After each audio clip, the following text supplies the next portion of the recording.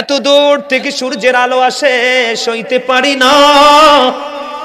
কাল হাসরের দিন এটা একেবারে সোয়া হাত উপরে থাকবে, গলে যাবে রে, বডি ঘামের মধ্যে ডুবে যাবে, দুর্গন্ধময় হয়ে যাবে বন্ধু পরিবেশ। তুমি কান্নাকাটি করবা, কিন্তু সেই দিনেও যুবকদের জন্য, আল্লাহ আল্লাহ রাসূলের প্রেমিক যুবকদের জন্য সেই দিনেও আমার আল্লাহ নিয়ামত দিয়েছেন। সেই নিয়ামত হলো বন্ধু হাদিস শরীফের মধ্যে এসেছে, আপনার আমার প্রাণের নবী তিনি জানিয়ে দিয়েছে, তিনি বলে দিয়েছে, ও হরিপুরের যুবক তোমরা শুনো, আমার আল্লাহ কাল হাসরের ময়দানে আল্লাহর আরশের ছায়ার নিচে 7 শ্রেণীর মানুষের জায়গা দিবে। কয় শ্রেণীর? 7টা দলকে। কয়টা দল? বলে হুজুর আরশের নিচে কেন দিবে? আসমানের নিচে কি জায়গা হবে না? সেদিন তো আসমান থাকবেই না। আল্লাহ বলেছেন সূরা ইনফিতরের শুরুতে 30 পারা, আল্লাহ বলেছেন ইদাস সামাউ ফাতারাত وَإِذَا الْكَوَاكِبُ انتَثَرَتْ وَإِذَا الْبِحَارُ فُجِّرَتْ। আকাশ বন্ধু ভেঙে চুরে যাবে, তারকাগুলো ঝরে ঝরে পড়বে, সমুদ্র উদ্বেলিত হয়ে যাবে। ও বন্ধু সেই দিন আল্লাহর আরশের ছায়া ছাড়ার কোনো ছায়া থাকবে না। আমার আল্লাহ জানিয়ে দিয়েছে রে বান্দা, তোমরা টেনশন করো না। ওই সেই দিন যৌবনকালে তুমি আমল করেছো, যৌবনকালে তুমি আলেমদের সাথে প্রেম করেছো, যৌবনকালে তুমি বেশি বেশি করে তওবা করেছো, এই কাজ করতে করতে তুমি আল্লাহর প্রিয় হয়ে গেছো। আমার নবীজি জানিয়ে দিয়েছে তোমার জন্য এই 7টা দলের মধ্যে একটা দল থাকবে সেদিন আল্লাহ এবং আল্লাহর হাবিবের প্রেমিক যুবক। আরে জোরে, আরে জোরে। খবরটা খুব মজার না? আপনাদেরকে আমি আরেকটু মজা দেই, সহজে আপনারা আরো বেশি আশ্বস্ত হবেন আল্লাহ কতটা দয়ার সাগর সেটা বুঝতে পারবেন। শয়তান আল্লাহরে কয়, আল্লাহ আমি তোমার ওই বান্দাগুলোকে ওই পর্যন্ত ধোঁকা দিতে থাকবো যেই পর্যন্ত তার দেহে প্রাণ আছে। আমার আল্লাহ একটা ডাক দিয়ে বলে, শয়তান তুমিও শোনো, আমিও কথা দিলাম, আমি আমার ওই বান্দাকে ওই পর্যন্ত ক্ষমা করতে থাকবো যেই পর্যন্ত তারা ক্ষমা চাইতেই থাকবে। জোরে জোরে বলেন না সুবহানাল্লাহ। বন্ধুরে আমার, তাহলে আমরা ক্ষমা চাইবো কিনা আল্লাহর কাছে? তওবা করবো কিনা? আপনি যদি তওবা করতে গিয়ে মাছের মাথার সমপরিমাণ একটা ফোঁটা চোখের পানি যদি আপনি ফালান, আমার নবীজি কথা দিয়েছে একটা ফোঁটা মাছের মাথার সমপরিমাণ একটা ফোঁটা চোখের পানি যদি তুমি পালাও, আমার আল্লাহ তোমার জন্য জান্নাত বরাদ্দ করে দিবে। মনে রাখবেন, পরীক্ষা করিতে শুধু বান্দার ঈমান শয়তান পাঠিয়েছে মালিক সুবহান। পরীক্ষা করিতে শুধু বান্দার ঈমান শয়তান পাঠিয়েছে মালিক সুবহান। দেখি বান্দা শয়তানের ধোঁকায় পড়িয়া ঠিক থাকে কি যায় আমাকে ভুলিয়া, আপন কালাম বিচে ফরমিয়েছেন খোদা, আর বান্দা শয়তান থেকে থাকো জুদা। বুঝতে পারছেন? আমার দিকে তাকান। জান্নাত নিয়ে আলোচনা করব না, কারণ এখন জান্নাতি মানুষ খুঁজেই পাওয়া যায় না। যাও পাওয়া যাবে খুঁজলে মুরব্বীদের ভিতরে। কার ভিতরে? মুরব্বীদের ভিতরে। এখনকার ছেলেদের মধ্যে আমি জান্নাতি নমুনা কিছুই দেখি না। মাথা থেকে পা পর্যন্ত, সকাল থেকে বিকেল পর্যন্ত সব ইহুদি নাসারাদেরকে স্মরণ। কথা কয় না? ওমা ভুল বলছি? এখনকার ছেলেরা কি ইসলাম কি বুঝে?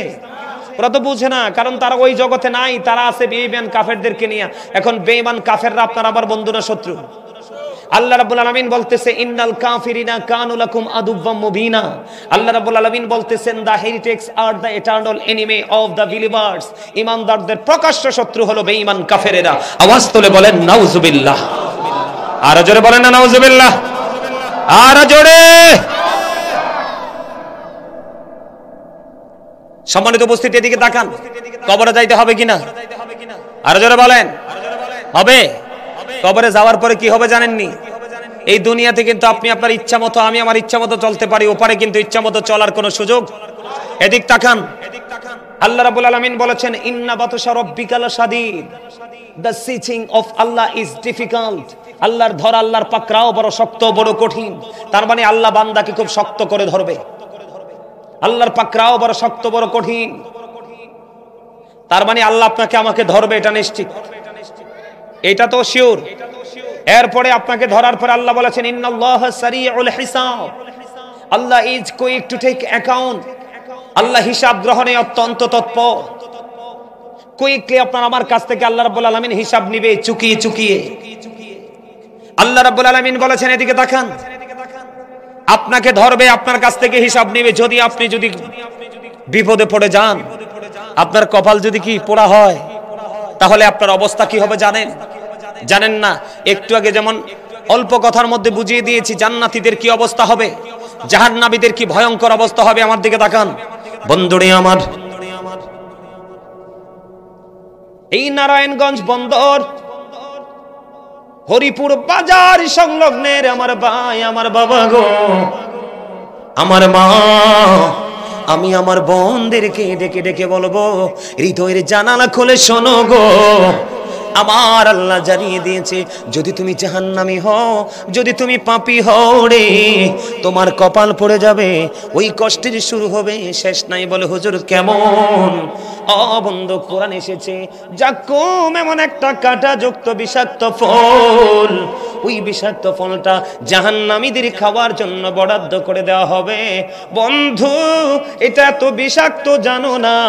এটা যদি ওই হরিপুর বাজারের মধ্যে যদি একটা ফোঁটা পড়ে রে, বন্ধু, এই নারায়ণগঞ্জের জমিনে, ঢাকা নারায়ণগঞ্জ হরিপুরের জমিনে যদি একটা ফোঁটা পড়ে রে, বন্ধু, গোটা পৃথিবীর মাটি বন্ধু বিষাক্ত হয়ে যাবে। কিয়ামত পর্যন্ত এই পৃথিবীতে কোনো শস্য জন্ম হবে না। এই বিষাক্ত জাক্কুম জাহান্নামীদের খাবার রে, বন্ধু, খাইতে হবে। তুমি সেদিন কি করবা? আল্লাহ বলেছেন এই বিষাক্ত ফল খাইতে হবা, চিৎকার করবা, কান্নাকাটি করবা। কেউ তোমার কান্না শুনবে না, কেউ তোমার ডাক বন্ধু শুনবে না। এখানে শুধু ক্ষান্ত নয়, এটা কোরআনে পেয়েছি বন্ধু খবর। এবার হাদিস শরীফের দিকে যখন নজর দিলাম, হাদিস শরীফের দিকে নজর দিয়ে দেখলাম আমার নবীজি জানিয়ে দিয়েছেন জাহান্নামীদের জন্য আরেকটা খাবার বন্ধু বরাদ্দ করা আছে, যেটার নাম হলো তিনাতুল খাবার।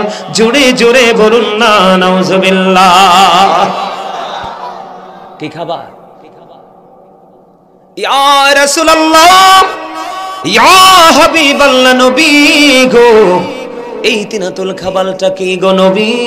আমার আপনার পানে নবী বন্ধু জানিয়ে দিয়েছেন এই তিনাতুল খাবারটা হলো আরেকটা জাহান্নামীর নিংড়ানো রক্ত পোজ অথবা ঘাম। জুড়ে জুড়ে বলুন নাউজুবিল্লাহ। কত জঘন্য অবস্থা হবে বন্ধু। আমার দিকে তাকান, এই পৃথিবীর মানুষ কিছু খাবার খাক বা না খাক, কিন্তু বন্ধু পানি ছাড়া মানুষ বাঁচে না। কোনো প্রাণী, বৃক্ষ, তরুলতা বাঁচে না, বাঁচে?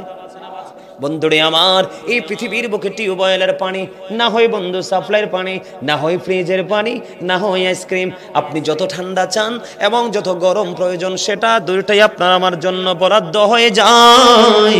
কিন্তু বন্ধু ও পাটা এত ভয়ঙ্কর হবে, আপনি যদি মুনাফিকের খাতায় যদি আপনার নাম ওঠে রে, আমার আল্লাহ জানিয়ে দিয়েছে ইন্নাল মুনাফিকিনা ফি দারকিল আসফালি মিনান নার। রাসূল বলেছেন believers love the prophet, hypocrites don't love the prophet. নবীজি বলেছেন ইমানদাররা আমি নবীকে ভালোবাসবে, মুনাফিকরা আমি নবীকে ভালোবাসবে না।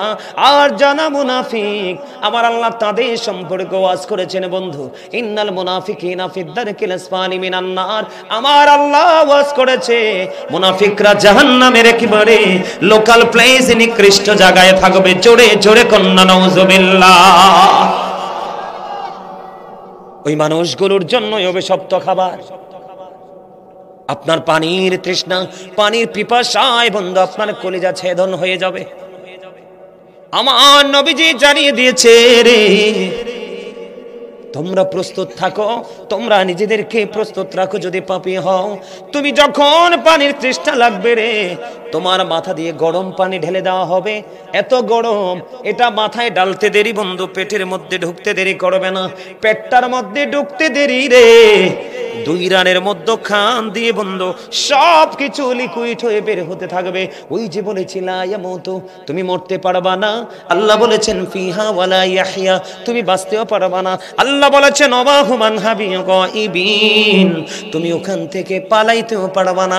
আল্লাহ বলেছেন people will not die that day, people will not be able to live that day, people will not be able to escape that day.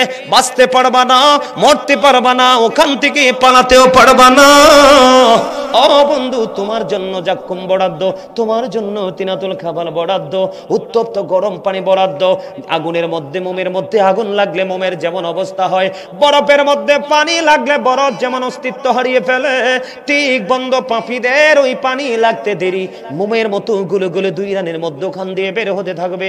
কান্নাকাটি করবে, চিৎকার করবে, হাহাকার করবে, আকাশ বাতাস বন্ধু পুরো ভারী হয়ে যাবে। তুমি কি করবে? তুমি কি করবে? তুমি না বলবা? এখন আপনারা আমাকে মনে মনে বলতে পারেন, হুজুর আপনি তো একটু আগে বললেন যে আল্লাহ বলেছে আমাদেরকে সুন্দর করে বানিয়েছে, আল্লাহ বলেছে আমাদেরকে আল্লাহর মন মতো করে বানিয়েছে। হুজুর যদি মন মতো করে বানিয়ে থাকি গো, এত কঠোরতার মানে কি? কেন গো তিনাতুল খাবাল বরাদ্দ, কেন গো জাক্কুম বরাদ্দ, কেন উত্তপ্ত গরম পানি বরাদ্দ? নবীজি বলেছে জাহান্নামীদের সবচেয়ে কম আযাব হলো বন্ধু আগুনের এক জোড়া জুতা, আগুনের এক জোড়া জুতা পরিয়ে দিবে। বিয়ে বাড়িতে যেমনি গোস্তের পাতিল উতরায়, ঈদের দিনে যেইভাবে প্রত্যেকটা মুসলমানের ঘরে ঘরে টকবক টকবক করে গোস্ত উতরায়, গরুর গোস্ত যেইভাবে উতরায় বন্ধু, তার চাইতে ভয়ঙ্কর ভাবে তার মাথার মগজ বন্ধু উতরাইতে থাকবে। ওই যে বলেছি বাঁচতে পারবা না, মরতে পারবা না, পালাতে পারবা না, কান্নাকাটি করবে, পাগল পাড়া হয়ে যাবে, কেউ তোমাকে সাহায্য করতে আসবে না। সেটার কারণ কি আমি তোমাদেরকে একটু পরে বলবো। আমার নবীজি বলে দিয়েছে এই পৃথিবীর আগুনের মতো নয়, পানি যে তোমাকে গরম দেওয়া হবে। আবু হুরায়রা রাদিয়াল্লাহু তাআলা আনহু থেকে হাদিস খানা বর্ণিত, আমার নবী, আপনার নবী, দু জাহানের বাদশা নবী, রাহমাতাল লিল আলামিন নবী, তিনি বলে দিয়েছেন বন্ধু আল্লাহ জাহান্নামীদের জন্য আগুনকে 1000 বছর তাপ দিয়েছে, আগুনের রং হয়েছে বন্ধু লাল। আমার আল্লাহ কয় না না না, এই আগুনে হবে না, আগুন কি আরো 1000 বছর তাপ দিয়েছে বন্ধু, আগুনের রং হয়ে গেছে বন্ধু সাদা। আমার আল্লাহ বলে না না না, এই আগুনেও হবে না, আমার আল্লাহ আরো 1000 বছর তাপ দিয়েছে বন্ধু, আগুনের রং হয়ে গেছে কালো। এক এক করে 3000 বছর উত্তপ্ত করে আগুনকে বরাদ্দ করে রাখা হয়েছে। এই আগুন তোমাকে গিলে খাবে। সবচেয়ে বড় দুঃখজনক খবর হলো তুমি বাঁচতেও পারবা না, মরতেও পারবা না, ওখান থেকে পালাইতেও পারবা না বন্ধু। এখানে আরো বড় দুঃখের খবর, জাহান্নামীদের দুঃখের কোনো শেষ নাই বন্ধু। আপনাদেরকে গভীরভাবে খেয়াল করতে হবে, এই পৃথিবী থেকে চাঁদ মাত্র 1,40,000 মাইল দূরে। কত মাইল? 1,40,000 মাইল দূরে চাঁদ। 1969 সনে Neil Armstrong 50 lakh crore dollar ব্যয় করে 2 বন্ধুকে নিয়ে বন্ধু চাঁদের দেশে গিয়ে বিন্দু পরিমাণ বালুকণা নিয়ে ফিরে আসলেন। আর সূর্যটাই পৃথিবী থেকে 9,13,00,000 মতান্তরে 30 লক্ষ মাইল দূরে। বোঝেন আমি কি বলি? সূর্যটা পৃথিবী থেকে 9,13,00,000 মাইল দূরে। সূর্যের আলো পৃথিবীতে আসতে সময় লাগে মাত্র 8 মিনিট 20 সেকেন্ড। প্রতি সেকেন্ডে 1,86,000 মাইল বেগে পৃথিবীর দিকে ছুটে আসে। এই সূর্যের তাপ অনেক আবরণ ভেদ করে মাথায় লাগে, সইতে পারি না। যারা পাপী হবে কাল হাসরের ময়দানে তাদের মাথার উপর বন্ধু সূর্যটা থাকবে। ও বন্ধু, সূর্যের তাপে এতটা উত্তপ্ত হবে, এত তাপ হবে, ডিরেক্টলি সেদিন তাপ লাগবে, ঘেমে যাবে, গ্রামের মধ্যে দুর্গন্ধ হবে, চিৎকার করবে। ও বন্ধু, তার জন্য দুর্বিষহ হয়ে উঠবে সেই পরিবেশ। কিন্তু বাঁচতে পারবা না, মরতে পারবা না, পালাতে পারবা না। কিন্তু আজকের এই নারায়ণগঞ্জ, ঢাকা নারায়ণগঞ্জ, হরিপুরের মানুষ, বিশেষ করে যুবক, আমি তোমাদেরকে আজকে আশ্বস্ত করে যাই, আমার নবীজির 2টা হাদিস, তোমরা যৌবনকালে যদি সারা জীবন পাপ করেছো, কিন্তু আজকে আমার আলোচনার পরে তোমার অন্তরে ভয় ঢুকেছে। কি ঢুকেছে? কথা বলে না, আরো জোরে। আমার আলোচনার পরে আপনাদের অন্তরে কি ঢুকেছে? ভয় ঢুকেছে। আপনি যদি আজকের পর থেকে যদি আপনি সিদ্ধান্ত নেন যে হুজুর আমি আমার জীবনে আর কোনোদিন অন্যায় করব না, তাহলে আল্লাহ বলেছেন, এই যে ভয়ের কারণে আল্লাহ ওয়াজ করতেছেন, O believers you fear me, আল্লাহ ইমানদারদেরকে ডেকে বলে তোমরা আমাকে ভয় করো। আল্লাহ তোমাকে ভয় করলে লাভটা হবে কি? আমার আল্লাহ বলেছেন আল্লাহ উইল ফরগিভ ইউ, আল্লাহ আমাদের সমস্ত জীবনের গুনাহগুলি মাফ করে দিবে। এটা শুধু আমি ইংলিশে বলিনি, আমার আল্লাহ কোরআনে বলেছেন আল্লাযীনা আমানু, যারা ঈমান এনেছে, ওয়া কানু ইয়াত্তাকুন, এবং তাকওয়া অবলম্বন করেছে, লাহুমুল বুশরা, তাদের জন্য সুসংবাদ, ফিল হায়াতিদ দুনিয়া, দুনিয়ার জীবনে, ও ফিল আখিরা, এবং পরকালের জীবনে। জোরে জোরে বলেন না সুবহানাল্লাহ। ওয়াজকে এটা করব নাকি পাল্টাই ফেলবো? হ্যাঁ, ওয়াজকে এটা ভালো লাগে আপনাদের কাছে? ভাল লাগে? সত্যি করে কইছেন? সবার কাছে? কার কার কাছে ভালো লাগে? সোজা করে দুই হাত তুলে দেখান। এইভাবে একদম সোজা করে, একবারে সোজা সোজা, একবারে সোজা। নারায়ে তাকবীর, নারায়ে রিসালাত। আত্মা সুন্দর হইছে না? কথা কয় না? সবাই রাজি আছে আমার ওয়াজে? মামা কি কন? আপনি রাজি আছেন নি? আলহামদুলিল্লাহ বলেন। আরো জোরে, আরো মহব্বতে। এই ওয়াজটা আমি মনে করি বর্তমান সময় বেশি দরকার। চাচা কি বলেন? বেশি দরকার না? কারণ আমাদের ছেলেরা ধ্বংস হয়ে গেছে। আমি বর্তমান সময়ের যুবকদেরকে নিয়ে আতঙ্কিত। আমি বর্তমান সময়ের বর্তমান প্রেক্ষাপটের যুবকদেরকে নিয়ে আমি কি বলবো, শঙ্কিত। তার কারণ আমাদের যুবকরা, বেঈমান যুবকরা, সত্যিকার রিয়েল শিখে শিখে আমরা মুসলমানদেরকে গায়েল করার চেষ্টা করতে। আপনারা বলেন ফিলিস্তিনের মুসলমানকে কি ইহুদি যুবকরা মারতেছে না? বিভিন্ন লেবাসে মারতেছে না? আমরা মুসলমানরা সব জায়গায় মাইর খাই। তার কারণ হলো আমরা আল্লাহ আল্লাহ রাসূলের দেখানো পথে চলি, এই জন্য আমাদের এই অবস্থা। আমি কি বলেছি এদিক তাকান, আমি বানাইয়া কথা বলার অভ্যাস নেই, আপনারা ভালো করে জানেন। আল্লাহ কি বলেছেন? আল্লাহ বলেছেন যারা ঈমান এনেছে, ঈমান আনার পরে যার অন্তরে ভয়, যার অন্তরটাকে আল্লাহর ভয়ে কি করতে পেরেছে, কম্পন সৃষ্টি করতে পেরেছে, আল্লাহ বলেছেন তুমি আর টেনশন করো না, তোমার জন্য সুসংবাদ, লাহুমুল বুশরা ফিল হায়াতিদ দুনিয়া ফিল আখিরা, তোমার জন্য সুসংবাদ দুনিয়ার জীবনে এবং। আমি বলতেছিলাম হরিপুরের আমার যুবক বন্ধু, হৃদয় উজাড় করে তোমরা শোনো, কারণ তোমরা আছো বন্ধু পাপের শহরে। আমার কথা কয় না? আপনারা পাপের শহরে আছেন না? ঢাকার শহর না, বাংলাদেশের প্রত্যেকটা সিটি হলো পাপের নগরী। কারণ শহরে যেই পরিমাণ অন্যায় অপরাধ পাপ হয়, গ্রামে এই পরিমাণ পাপ হয় না। ঠিক কিনা বলেন? আরো জোরে বলেন। এই জন্য আমার নবীজি বলেছেন তোমার দিন এবং দুনিয়ার কাজ না থাকলে ঘর থেকে বের হইও না। নবী গো কেন বের হব না? আমার নবীজি বলছেন দিন এবং দুনিয়ার কোনো প্রয়োজন না থাকলে তুমি ঘর থেকে বের হইও না, কারণ ঘর থেকে যদি অপ্রয়োজনে বের হও, তোমার সর্বপ্রথম যে অপরাধ হবে সেটা হলো চোখের জিনা। কিসের জিনা? কিসের জিনা? আপনার জিনা যখন চোখের হবে তখন অটোমেটিক্যালি সেই জিনার পাওয়ার কিন্তু কলবে চলে আসবে। তখনই কিন্তু মানুষের দ্বারা নফসের দুষ্টামি, নোংরামি, পাপ কাজ শুরু হয়ে। আমি বলে দিতে চাই রে যুবক, আজকের আলোচনার পরে যদি তোমরা মনে মনে চিন্তা করতে পারো, মনটাকে স্থির করে যদি ডিসাইড করতে পারো গো যে হুজুর আমার জীবনে আমি কত অন্যায় করেছি, আমার জীবনে আমি কত অপরাধ করেছি, এই অপরাধ কিভাবে মুক্তি পাবো গো, আমি তোমাদের জন্য বন্ধু বলে দিতে চাই, খেয়াল করে শোনো। আমার নবীজি বলে দিয়েছেন তোমরা যদি ভয় ভীতি তোমার হৃদয়ের মধ্যে যদি তুমি জমা করে চলতে পারো রে, আমার নবীজি যুবকদের জন্য চমৎকার মেসেজ দিয়েছেন। আমি দুইটা মেসেজ তোমাদেরকে শোনাবো। আমার নবীজি বলেছেন, হাদিস শরীফের মধ্যে এসেছে, আল হাসান ওয়াল হুসাইন সাইয়্যিদু শাবাবি আহলিল জান্নাহ। আমার নবীজি বলেছেন ইমাম Hasan and Husain are the leader of younger people in জান্নাহ। আমার নবী, আপনার নবী, তু জাহানের বাদশা নবী, তিনি বলেছে ও ঢাকা, নারায়ণগঞ্জ, হরিপুরের যুবক, আমি হৃদয় থেকে বলছি রে বন্ধু, আমার নবী বলেছে তোমার টেনশন করতে হবে না, তোমার জন্য জান্নাতে লিডার হয়ে যাবে আমার নবীজির কলিজার টুকরা দুইটা, ইমাম হাসান হুসাইন, দুই ভাই। এখন বুড়া মানুষ মনে মনে চিন্তা করবে, কি করবে? বুড়া মানুষ মনে মনে চিন্তা করবে, বলে হুজুর আমরা কি বুড়া হইয়া ফালানি গেলাম? না না না, আপনারা বুড়া তো হইছেন এই দুনিয়ায়। আপনি যদি আল্লাহর প্রিয় হয়ে কবরে যান, আপনাকে একবারে তাগড়া জোয়ান বানাইয়া জান্নাতে ঢোকানো হবে। 30-35 বছরের জোয়ান, জোরে জোরে কন্যা সুবহানাল্লাহ। খবর মজা নি চাচা? মজা লাগে? লাগে? আলহামদুলিল্লাহ বলেন। আরে আল্লাহ রে, আলহামদুলিল্লাহ তো মজা হয় না, লবণ ছাড়া খাবারের মতন।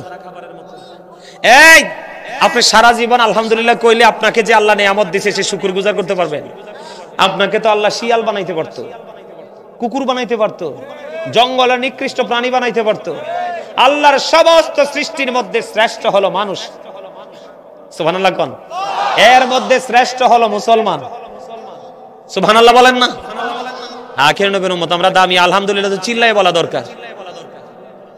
অল প্রেজ ইজ টু আল্লাহ, সমস্ত প্রশংসা আল্লাহর জন্য। লাভ ফর আল্লাহ, ভালোবাসাও, হেট ফর আল্লাহ, ঘৃণাও আল্লাহর জন্য।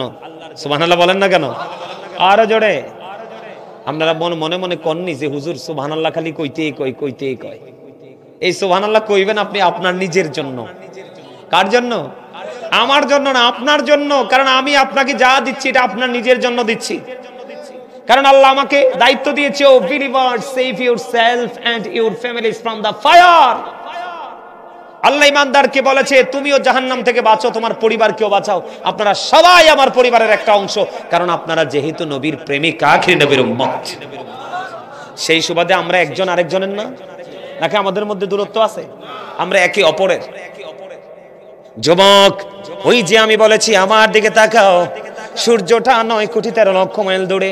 সূর্যের আলো পৃথিবীতে আসতে সময় লাগে মাত্র 8 মিনিট 20 সেকেন্ড। অনেক আবরণ ভেদ করে বন্ধু সূর্যের কিরণ আমার কাছে আসে। হিট স্ট্রোকে অনেক মানুষ বন্ধু মারা যায়। যাই কি যায় না? এত দূর থেকে সূর্যের আলো আসে, সইতে পারি না। কাল হাসরের দিন এটা একেবারে সোয়া হাত উপরে থাকবে, গলে যাবে রে, বডি ঘামের মধ্যে ডুবে যাবে, দুর্গন্ধময় হয়ে যাবে বন্ধু পরিবেশ। তুমি কান্নাকাটি করবা, কিন্তু সেই দিনেও যুবকদের জন্য, আল্লাহ রাসূলের প্রেমিক যুবকদের জন্য সেই দিনেও আমার আল্লাহ নিয়ামত দিয়েছেন। সেই নিয়ামত হলো বন্ধু হাদিস শরীফের মধ্যে এসেছে, আপনার আমার প্রাণের নবী তিনি জানিয়ে দিয়েছে, তিনি বলে দিয়েছে, ও হরিপুরের যুবক তোমরা শোনো, আমার আল্লাহ কাল হাসরের ময়দানে আল্লাহর আরশের ছায়ার নিচে 7 শ্রেণীর মানুষের জায়গা দিবে। কয় শ্রেণীর? 7টা দলকে। কয়টা দল? বলে হুজুর আরশের নিচে কেন দিবে? আসমানের নিচে কি জায়গা হবে না? সেদিন তো আসমান থাকবেই না। আল্লাহ বলেছেন সূরা ইনফিতরের শুরুতে 30 পারা, আল্লাহ বলেছেন ইদাস সামাউ ফাতারাত وَإِذَا الْكَوَاكِبُ انتَثَرَتْ وَإِذَا الْبِحَارُ فُجِّرَتْ। আকাশ বন্ধু ভেঙে চুরে যাবে, তারকাগুলো ঝরে ঝরে পড়বে, সমুদ্র উদ্বেলিত হয়ে যাবে। ও বন্ধু, সেই দিন আল্লাহর আরশের ছায়া ছাড়ার কোনো ছায়া থাকবে না। আমার আল্লাহ জানিয়ে দিয়েছে, রে বান্দা তোমরা টেনশন করো না। ওই সেই দিন যৌবনকালে তুমি আমল করেছো, যৌবনকালে তুমি আলেমদের সাথে প্রেম করেছো, যৌবনকালে তুমি বেশি বেশি করে তওবা করেছো, এই কাজ করতে করতে তুমি আল্লাহর প্রিয় হয়ে গেছো। আমার নবীজি জানিয়ে দিয়েছে তোমার জন্য এই 7টা দলের মধ্যে একটা দল থাকবে সেদিন আল্লাহ এবং আল্লাহর হাবিবের প্রেমিক যুবক। আরে জোরে, আরে জোরে। খবরটা খুব মজার না? আপনাদেরকে আমি আরেকটু মজা দেই, সহজে আপনারা আরো বেশি আশ্বস্ত হবেন আল্লাহ কতটা দয়ার সাগর সেটা বুঝতে পারবেন। শয়তান আল্লাহরে কয়, আল্লাহ আমি তোমার ওই বান্দাগুলোকে ওই পর্যন্ত ধোঁকা দিতে থাকবো যেই পর্যন্ত তার দেহে প্রাণ আছে। আমার আল্লাহ একটা ডাক দিয়ে বলে, শয়তান তুমিও শোনো, আমিও কথা দিলাম, আমি আমার ওই বান্দাকে ওই পর্যন্ত ক্ষমা করতে থাকবো যেই পর্যন্ত তারা ক্ষমা চাইতেই থাকবে। জোরে জোরে বলেন না সুবহানাল্লাহ। বন্ধুরে আমার, তাহলে আমরা ক্ষমা চাইবো কিনা আল্লাহর কাছে? তওবা করবো কিনা? আপনি যদি তওবা করতে গিয়ে মাছের মাথার সমপরিমাণ একটা ফোঁটা চোখের পানি যদি আপনি ফালান, আমার নবীজি কথা দিয়েছে একটা ফোঁটা মাছের মাথার সমপরিমাণ একটা ফোঁটা চোখের পানি যদি তুমি পালাও, আমার আল্লাহ তোমার জন্য জান্নাত বরাদ্দ করে দিবে। এবার একটা ঘটনা বলি, ছোট্ট একটা হাদিস বন্ধু। জোহাইনা গোত্রের এক মহিলা ব্যভিচার করলেন, ব্যভিচারের মাধ্যমে তিনি সন্তান ধারণ করলেন। সন্তান ধারণ করার পরে ওই মহিলার বাবা কি করলেন, আমার নবীজির জামানায় আমার নবীজি ওই জোহাইনা গোত্রের ওই মহিলাটাকে আমার নবীজির কাছে নিয়ে গেলেন, বিস্তারিত সকল কিছু খুলে খুলে বললেন। বিস্তারিত সকল কিছু খুলে খুলে বলার কারণে আমার নবীজি বললেন, যাও যাও, বাবাকে বললেন খেয়াল করেন আমরা সবাই পাপী, আমি যদি বলি পাপীকে সবাই হাত তুলবো, কিন্তু নেকিকে বললে কেউ হাত তুলবো না, কারণ আমরা নিজেদেরকে এখনো নেককার বলে দাবি করতে পারি না। বাবা মেয়েটাকে নিয়ে আসলো, ইয়া রাসূলুল্লাহ আমার এই মেয়েটা ব্যভিচার করলো, ব্যভিচার করার পরে তার গর্ভে সন্তান চলে আসলো। আমার নবীজি দেখে বললেন, যাও যাও যাও, তুমি তোমার মেয়েটাকে তোমার বাড়ি নিয়ে যাও, ওই পর্যন্ত তাকে যত্ন সহকারে লালন পালন করতে থাকো। কি করতে থাকো? তাকে যত্ন সহকারে লালন পালন করতে থাকো। তুমি তাকে যখন সন্তান প্রসব করবে তখন এই মহিলাটাকে তুমি আমার কাছে নিয়ে আইসো। এই কথা যখন বললেন, এবার বাবা কি করলেন, মেয়েটাকে নিয়ে বাড়ি চলে গেলেন। মেয়েটাকে বন্ধু আদর যত্ন করে লালন পালন করে করে বন্ধু বড় দিন যখন ফুরিয়ে গেল, বাচ্চা যখন প্রসব করলো, করার পরে নবীজির কাছে নিয়ে আসলো। আসার পরে প্রাণের নবীজি গভীর খেয়াল, আপনি চিন্তা করবেন আল্লাহ রাব্বুল আলামিন বান্দার প্রতি কতটা দয়াময় বন্ধু।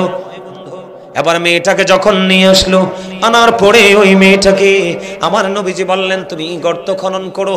গর্ত খনন করার জন্য অর্ডার করলেন, গর্ত খনন করা হলো।